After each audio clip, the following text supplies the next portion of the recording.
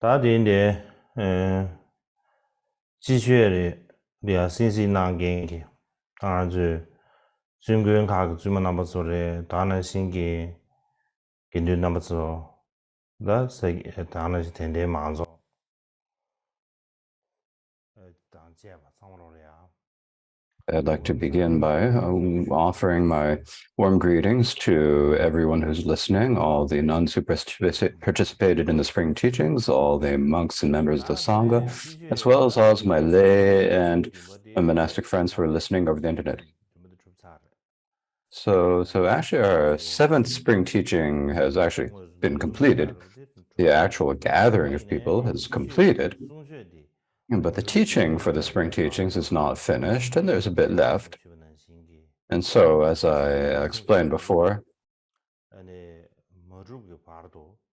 until we finish, I will continue these teachings for the spring teachings. This is my commitment, should we say? And so I will continue teaching.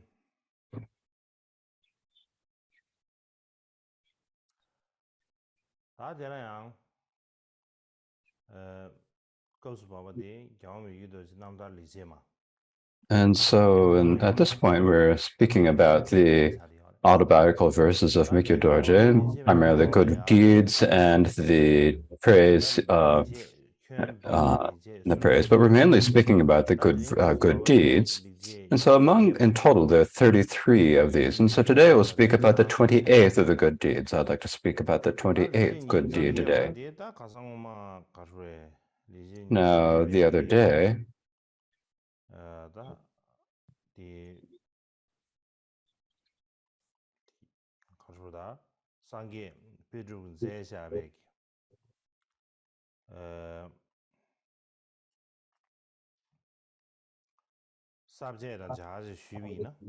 now, if we just speak about the good deeds, according to the outline from Sangye Peldup's commentary on the meaning,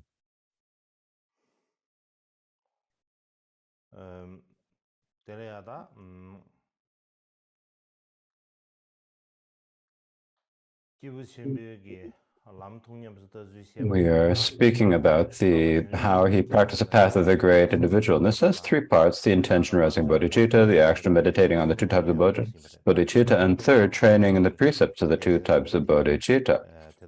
And so at this point, we're speaking about the third, training in the precepts of the two types of individuals.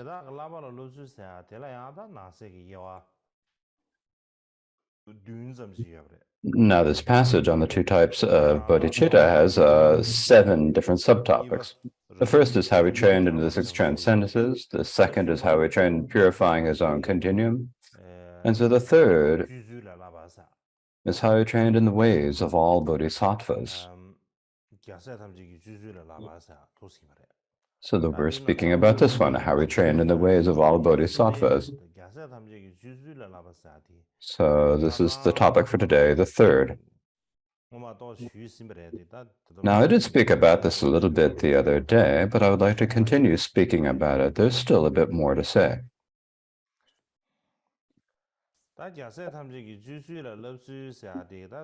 Now, the way he trained in the ways of all the bodhisattvas, the root verses for this topic is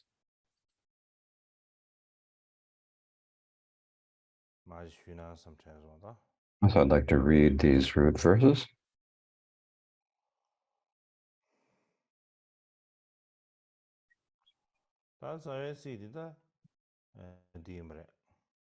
So these are the root verses. Therefore, since all the activities of entering the ways of enlightenment are inconceivable, I made the prayer to follow in harmony with the deeds of all the bodhisattvas. I think of this as one of my good deeds. So these are the root verses for this passage.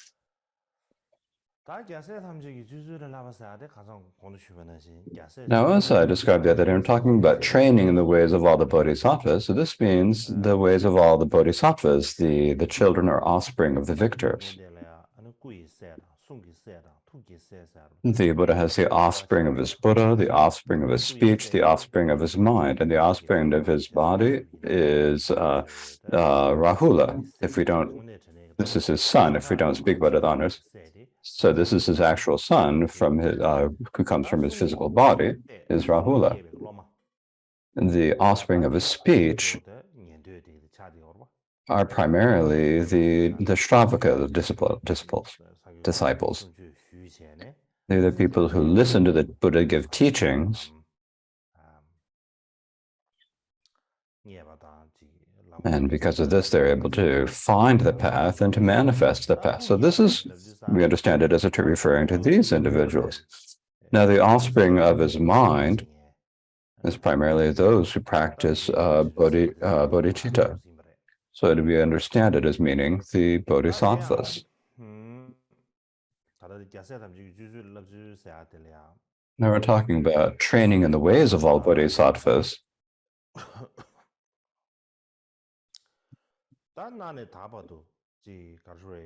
From olden times until today, like in Tibet, for example, the Mahayana Dharma spread. And so everyone says that they want to achieve Buddhahood. But in order to achieve the state of Buddhahood,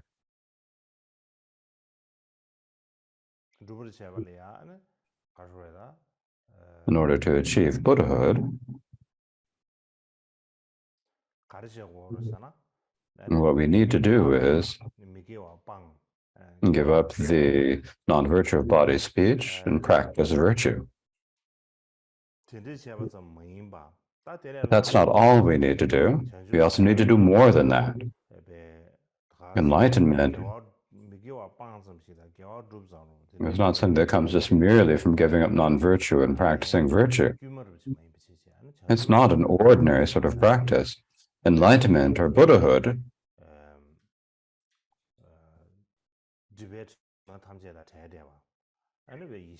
is free of all stains. It's like the perfectly clear nature of wisdom. And it's something that's difficult for us ordinary understanding. It's hard for us to get our minds around it. We just can't comprehend it. And that's what it's like. So when you talk about the ways of enlightenment, it's like, when we think about this enlightenment that's hard to reach, or the hard to attain, and so the activity that we need to go through to achieve this state is what we call the ways of enlightenment. And we divide this into aspirational bodhicitta and engaged bodhicitta. So when you have the genuine wish to achieve enlightenment, we call this aspirational bodhicitta. And when you begin actually engaging the actions that lead you to manifest the state of enlightenment, and you train in these, then that intention to engage in that activity is what we call engaged bodhicitta.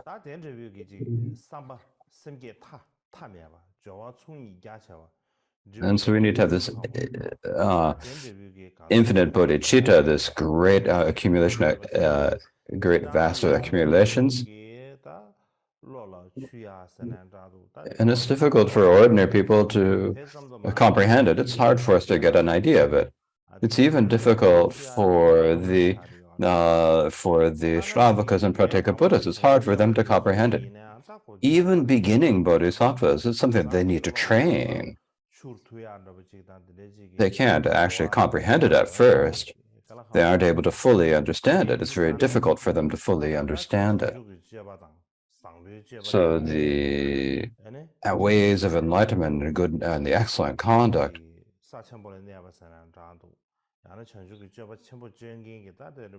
are the things that the great bodhisattvas on high levels. It's the greatest practice for the great beings who are bodhisattvas.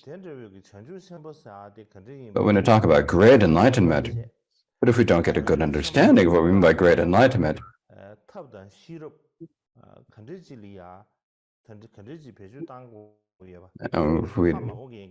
If we don't understand how we use the prajna and means in order to achieve great enlightenment. And so the deluded beings who are like these, they do not understand it,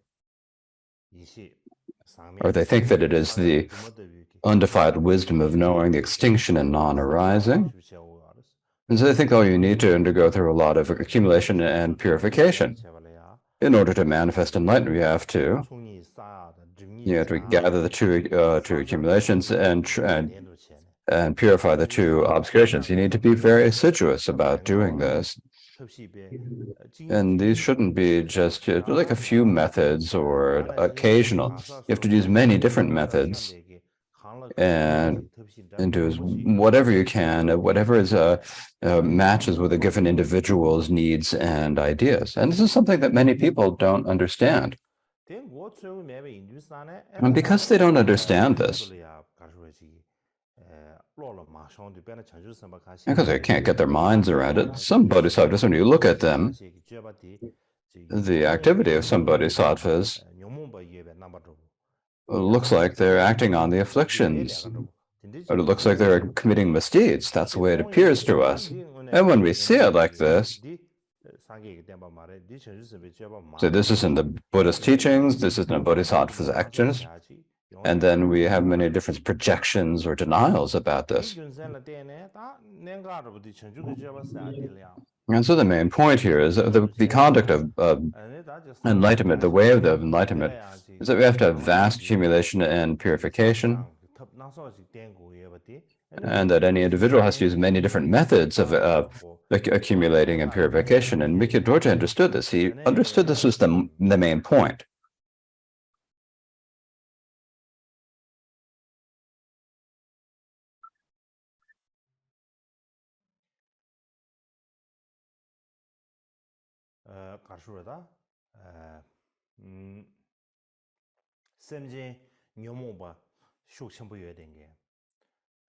So the sentient beings have strong afflictions.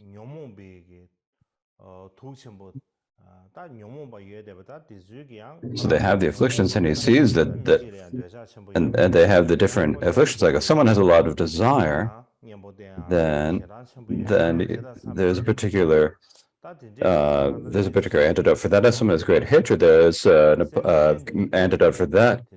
And so if we want to purify all sentient beings, what are the methods for taming all sentient beings? This is something that Mikyo Dorje had really completely mastered.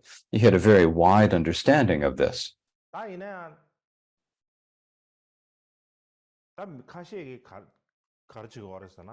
But what some people do, what some people think is,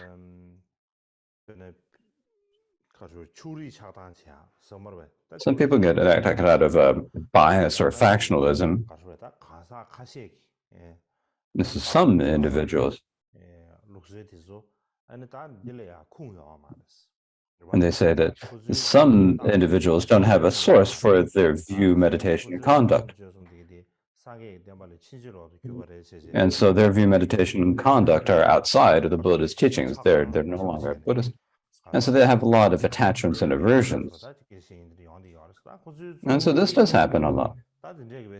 And the main reason why they feel these attachments or aversions is that the generally known teachings of the Buddha, for example, like in Tibet, the Buddha's teachings that are known in Tibet and the way it works is different from how some people act.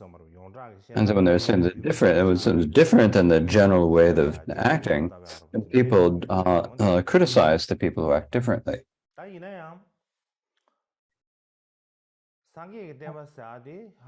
But the Buddha's teachings are actually completely vast.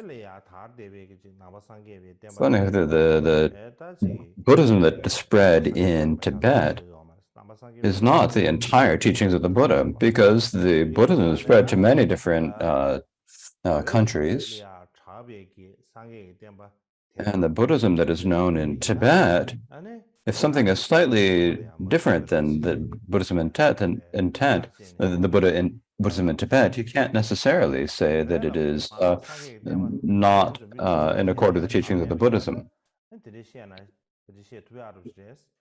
You can say that there are teachings that are spread otherwise in Buddha. the Buddhism has spread to other lands than Tibet. But because there are so many teachings, there's such a vast amount of teachings in Tibet.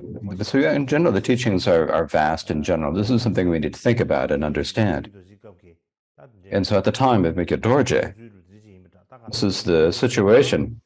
In any case, Mikyo Dorje himself had a very vast view, a vast understanding of all the teachings, the non-sectarian view of all the teachings.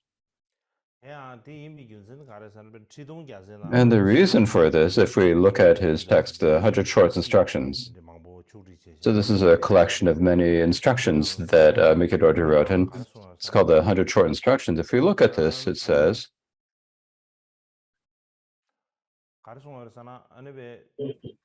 what it says here is that when you have kind of when you're acting on a bias, if there's something that's kind of closer to you and you're more connected to, then you say that that's good. If something is, kind of distant from you that you don't have much of a connection to, then you look at that as kind of worse. And so when you take that sort of our attachments as the basis and divide things into good or bad, say this is the Dharma, this isn't the Dharma, and then we, refute others and we speak in this way, and we speak over that, and when we ask questions and with such an attitude, is just a way to increase the attachments and aversions that individuals have amongst themselves. And it also, it's an actions of rejecting the Dharma. It's actually not beneficial for us at all.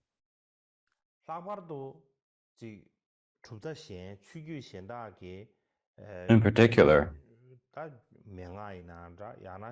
the instructions of other lineages and the individuals who uphold the teachings of other lineages, and when we think that they're impure, and if we don't look at them, if we don't see them well, and we speak about a lot of others' faults, the main reason for this, when you're looking that it mainly comes out of envy. You're envious of the other person. Something kind of good happens, turns out kind of well for the other, and they have some sort of particular type of improvement for it in their situation, and then you get envious of them. But actually, if you can remain impartial and analyze things impartially and examine things, it's not examine things impartially. And so for this reason, whatever faults you see in someone else, you should actually try to hide them. This is very important. And what is it saying is because we see other people's faults, it's easy to see other people's faults. It's very difficult to see your own faults. In particular, when we practice the Dharma, the basic way we practice, and the way we turn the direction is we actually need to turn look inwards. And we need to examine our own minds. And we need to take care of our own mind. We need to mainly look at our own minds, and this is the responsibility of us as Dharma practitioners. Instead, looking outside and looking what other people are doing, looking at their faults.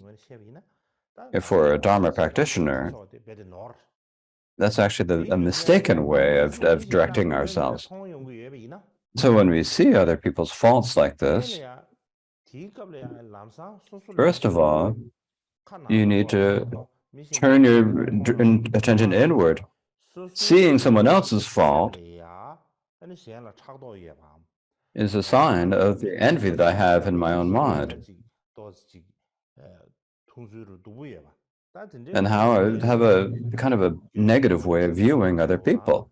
And this is so is it because of that, or is it really that other person has a fault? And this is what we really need to do. And if you at least have to have some sort of a doubt or suspicion that it might be like that. But if you don't even have a doubt or suspicion, and when you see a fault in another, and say immediately, oh, they have a fault, and you criticize them for them and despair to them for that. For a Dharma practitioner, this is not right. Now, if you're not a Dharma practitioner, it's a different matter. If you're not a Dharma practitioner,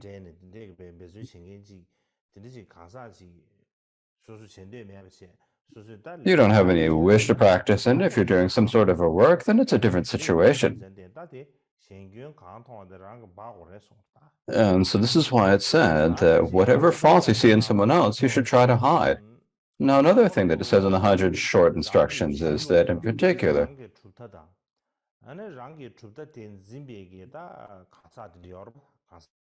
like we have our own school, we have the people who are upholding our toes, we have the school, the ideas of our school. And we always think that we have, because of this, we think that our own side is good and the other schools are not as good. And this disputes due to this attachment and aversion is actually the worst of all. And it's actually the greatest misdeed. And it really is like this, actually. For example, if it's someone in your school, then whatever they do, then you see it as being good. And whatever someone in another school does, then you see it as a fault. And actually, in the way things really are, that's not possible. It's not possible that everything you people in your own school do are going to be good, and it's not possible that everything the other school is going to be bad, but that's how we see it. And the reason why we see it like that is because we have attachments and aversions. We have attachment to our own and aversion towards the other school. If they're people whom we like, no matter what they do, we see it as being good. That's how it is, right? You think there's something that you like, then no matter what that person does, it always looks nice. It seems good. And if someday you start to dislike them, then whatever they do, you're going to see it as being bad. You see it as being inappropriate. And so for that reason, we have really strong power of attachment and aversion in our mind. The power, the strength of it is really strong. The energy of that, and because of the power and the strength of the afflictions, that changes the way we see everything. And so when we're looking at other people, no matter what we're doing, and first, before we look at other people, the first thing we need to do is we need to turn our attention inwards.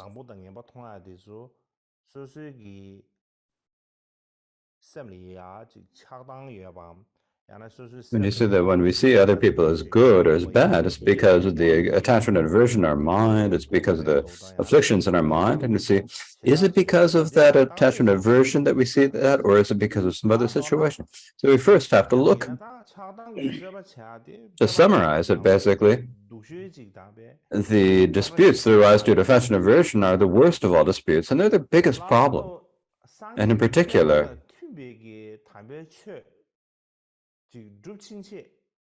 the moment we begin to practice Dharma that matches with Buddhism, when we begin to practice genuine Dharma,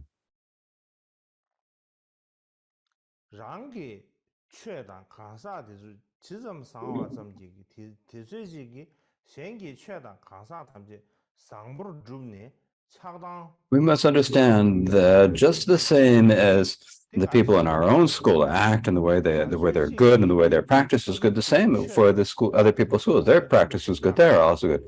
We need to see that they're all the same.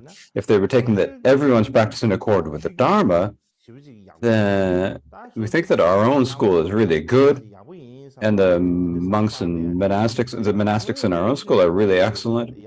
But in actuality, we have to need to look and see, are they really the good? We need to examine this. And the way we need to examine this is we have our own Dharma and our own school. And if the monastics and the lamas in the tradition are good, then how do we know this is? If they are actually good,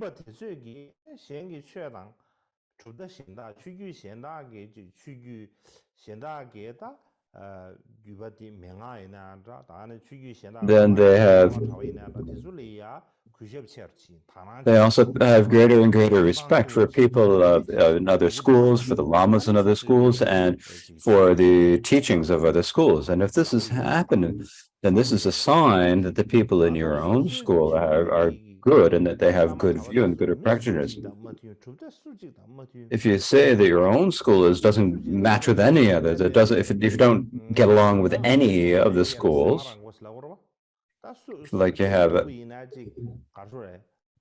if you have a lot of factionalism, if it's like whomever you see, it's like there are thorns in between you. Then no matter how you should see them, no matter how good it looks on the outside, in actuality, it's a sign of not actually being good.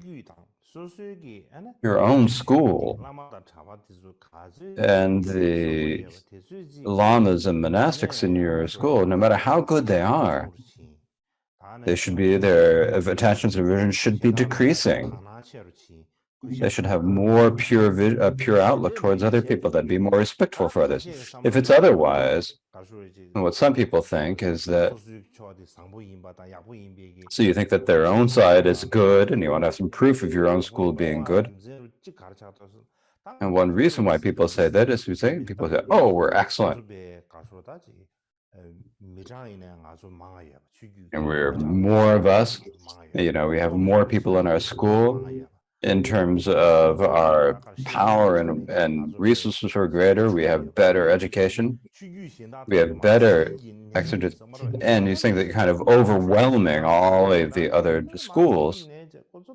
And sometimes you've overwhelmed the other schools, and they can't even open up their eyes and look at us. So this is how we sometimes see it.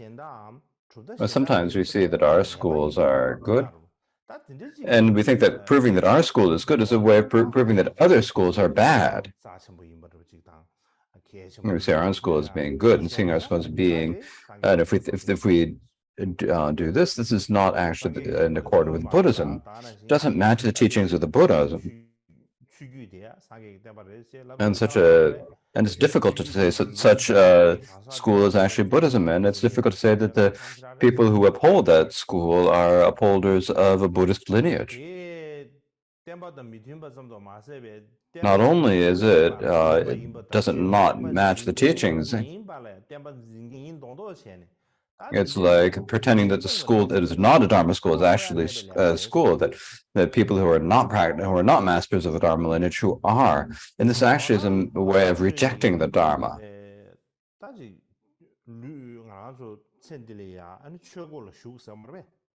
So when we enter in this lifetime, we need to enter the gate of the Dharma. We encounter the Dharma.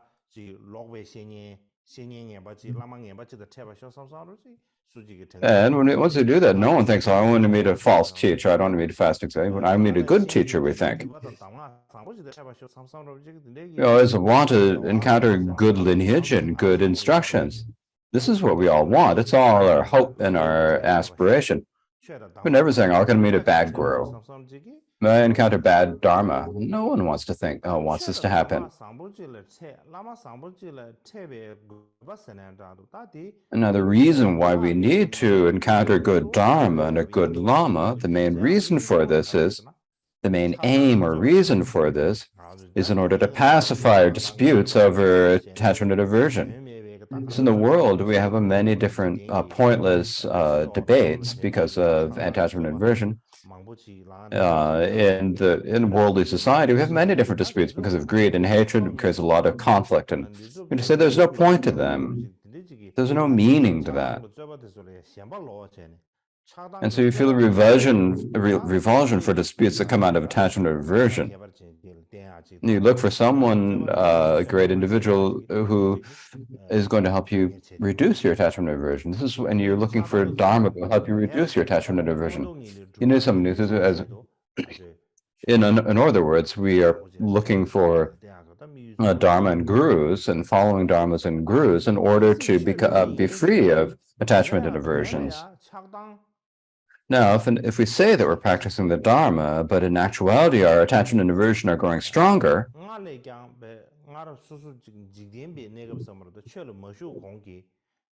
if the individual before they enter the Dharma and after they go to the Dharma, so at the beginning, if the person is kind of, because kind of a gentle person, there's not a lot of attachment or aversion, then later you have a lot of sectarian, you have a bias in saying my Lama, my Guru, their Guru. That doesn't become Dharma practice. That is not a way to achieve liberation. What it is, it's a way to achieve samsara in the lower realms. And in fact, it's mixing up what we're trying to achieve. What we should try to achieve is liberation, but instead we're practicing to achieve samsara in the lower realms. We need to reduce our attachment and aversion, but in fact it grows stronger.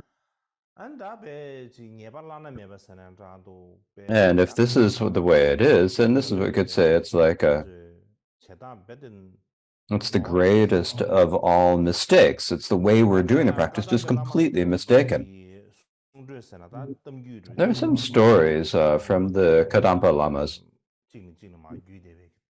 These are oral histories that were passed down, tales or stories passed down by the Kadampa gurus. And what this guru said, now when you say it's a story, this is an actual story. And what happened?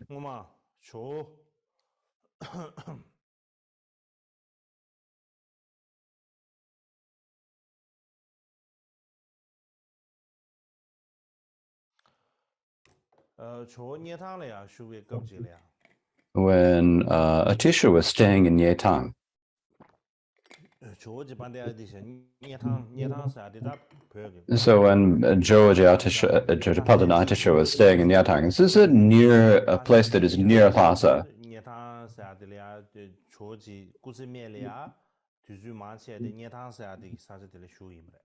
And so in the latter part of his life, then George Atisha mainly stayed in the area of Nyetang. And the Tibetan teachers, and so this is Tumpa, the Tibetans, so this is basically the lamas who gathered they had a great discussion about the Dharma. So they had this great sort of discussion about the Dharma, and they invited Atisha, and he was really happy. And he said, if they're going to have this Dharma discussion, they probably have really good discussions. So we better go to look and see what's going on. And so Atisha went. But when he went, at that time, when he got to the place where the gathering was being held, there was a name Kutin. So the three old, the Kutin Sudun Yungdrum was one of the three, he was a student of Atisha, but he had a really kind of funny character. He was very well-known, he was very learned.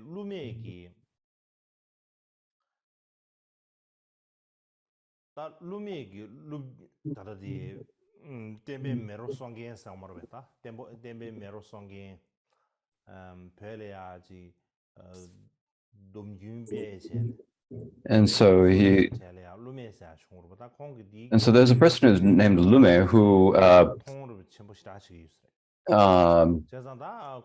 there's a story of how the Buddha so he was actually many people, different scholars who were there, including Kutin, who was known as one of the ones who participated in the revival of the Buddhist the tradition of the Vaishnava discipline there.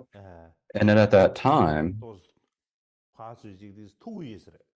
and they basically had a little bit of a and it's basically what he said is it's like when you know, because when you know if a horse is good, if you want to know if we're monks on a horse, if you want to know how good they are, you have to look at their mouths. If you look at the mouth,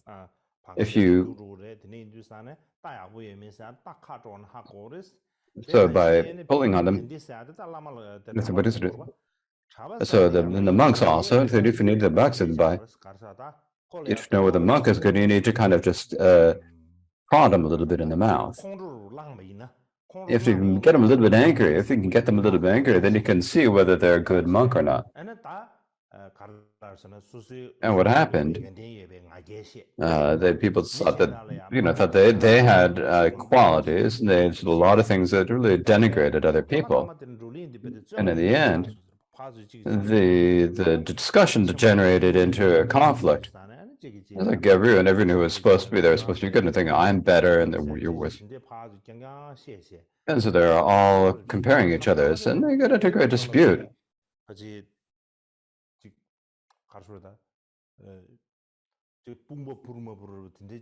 And so they were almost at the point where they were going to come to blows. When they almost got in this fight, and George got really upset and he left. He went back to Nietang. Now, on the second day, this discussion was supposed to go for a few days.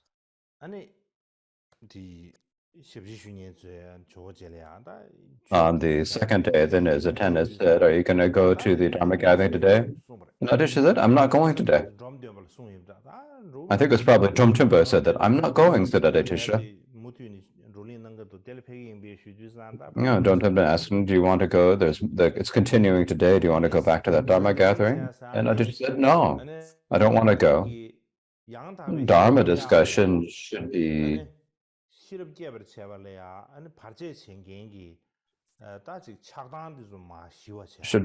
pacify the attachment and aversion that prevent us from achieving true wisdom. It should decrease our attachment and aversion. It should have to look, how can we just decrease the afflictions that prevent us from achieving wisdom? That's what we need to discuss. Well, that's the way they're doing it, isn't right?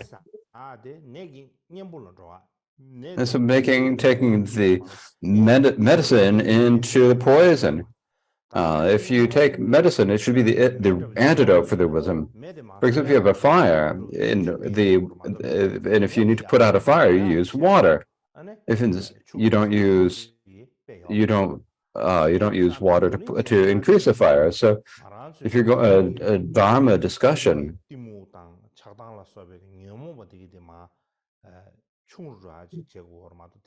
it should decrease the delusion and other afflictions in our beings. But if they increase instead, then the medicine is turning into poison. It's like the water turning into oil that you throw on a fire. It's just everything's completely going back to it. So this is really dangerous. And the reason for this is instead of the medicine curing the medicine is making the illness flare up worse.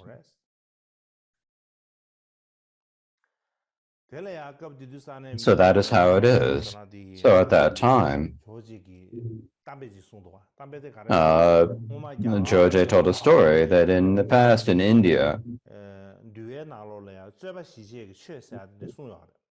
they often talked about, in the Vinaya, would talk about the Dharma of pacifying disciples. And so there are different methods for pacifying the disputes that are taught in the Vinaya. And so there was this bhikshu who practiced this, and he was who practiced these methods of pacifying disputes, as is taught in the Vinaya. Now, one day he went there, and he would go down, every day he would go to the riverbank, and he'd give a torma to the Nagas. And this is primarily for the benefit of the Nagas, right?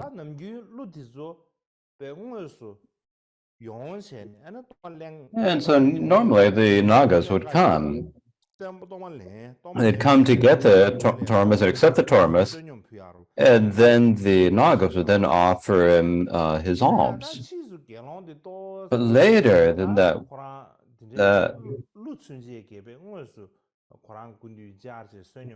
seeing, because the Nagas were actually coming to him in person and giving him alms, he got a little bit proud about this. He said, "I'm a bit of different." And so he said to other things, said to his Dharma friends a few things. He felt a little bit of competitiveness to them.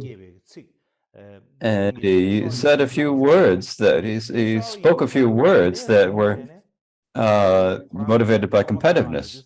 So once they slipped out of his mouth, then even though he continued to give the tormas, the Nagas wouldn't come back.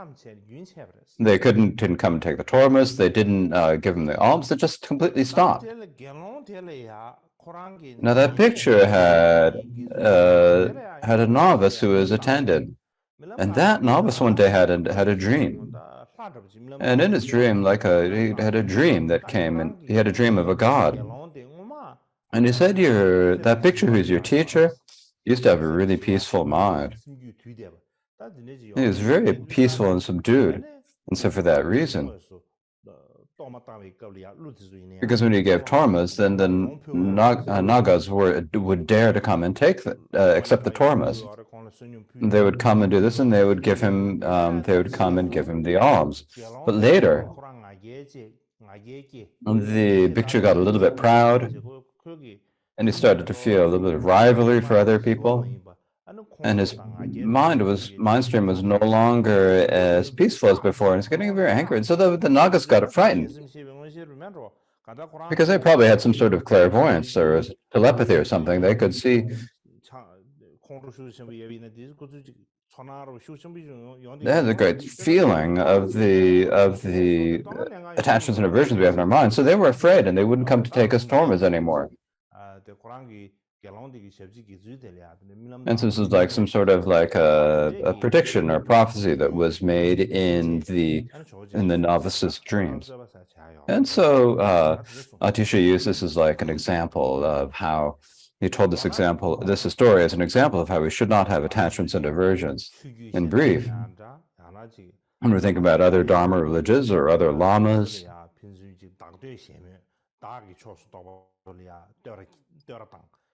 maybe we shouldn't have this idea where we have praising ourselves and criticizing others. If we praise those who are on our own side and criticize on others, then these are solely things that we should give up.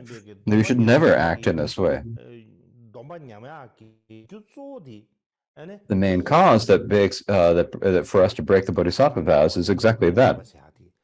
It is to have disputes based on greed and hatreds or attachments and aversions. That's the main cause of breaking the bodhisattva vows. And in particular, among us Buddhists, like within our Tibetan Buddhism, if we have any disputes based on attachments and aversions between the schools, like in Tibetan Buddhism, that is actually the karma of destroying the teachings. Because what this means is that the karma that destroys the teachings means, like, the teachings of the Buddha one day will stop, because it's like everything else, it's impermanent. And like when we're born, then there's a day when we will die. So once you're born, then there's a day that you'll die. Likewise, the Buddha's teaching arose at one point, and once it's arose, and then at some point it'll perish.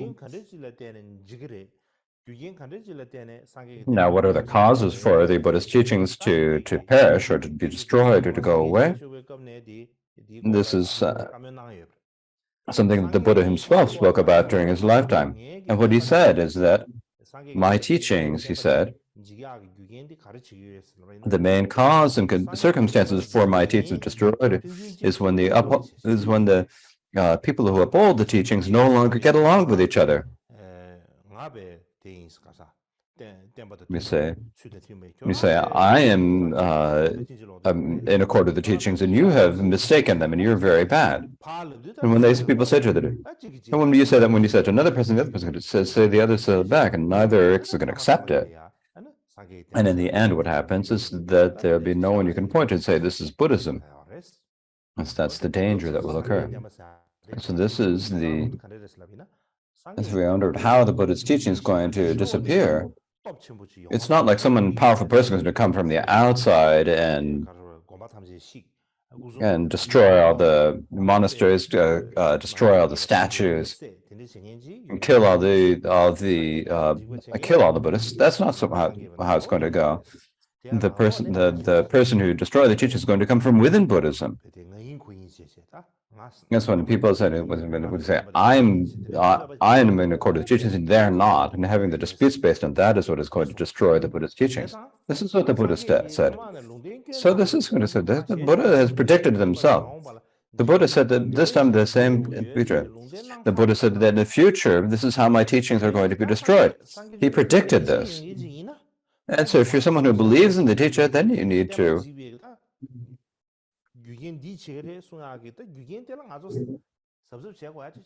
that it's important for us to be careful not to do the things the Buddha said would destroy the teachers. Now, if you don't believe the Buddhist, and that's something, but if you believe that the Buddha said this, then you need to be careful. Even if you're not careful about anything else, but about in terms of the actions that will destroy the teachings, then you have to be careful about those. So what is the actions that will destroy the teachings?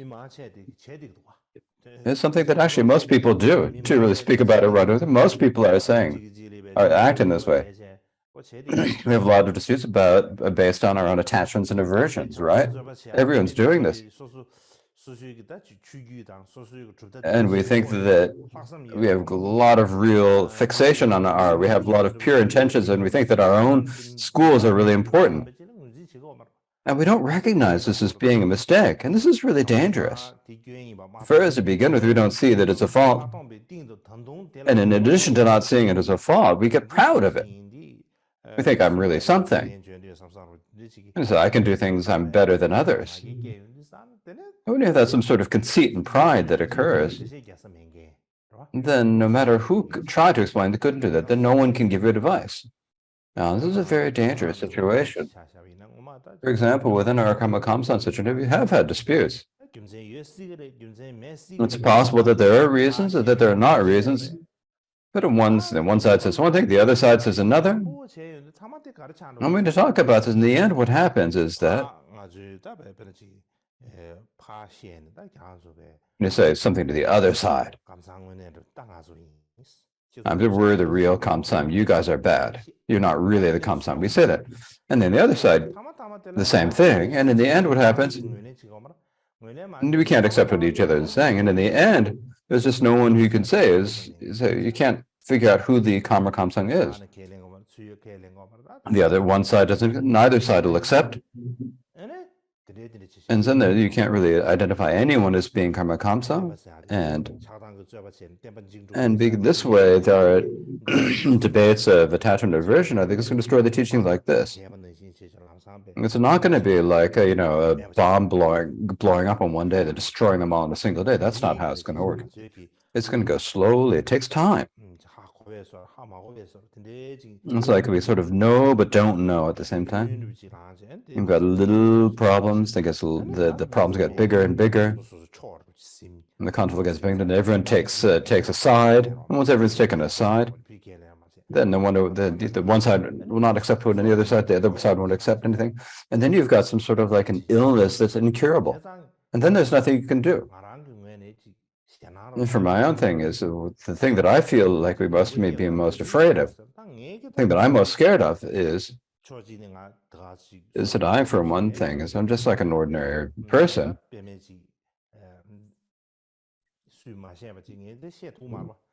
I'm not saying it. I don't know things that other people don't, but the Buddha himself predicted this, is that when we have the disputes based on attachments and aversion, that'll destroy the teachings.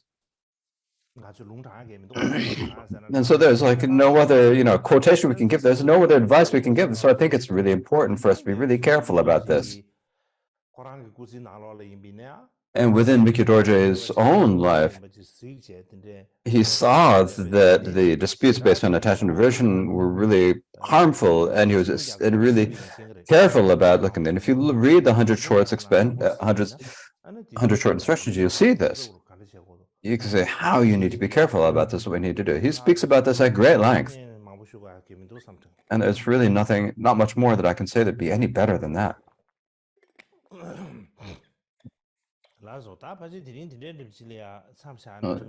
So I think this is probably a good place to leave it off for today. Now, one thing I'd like to say is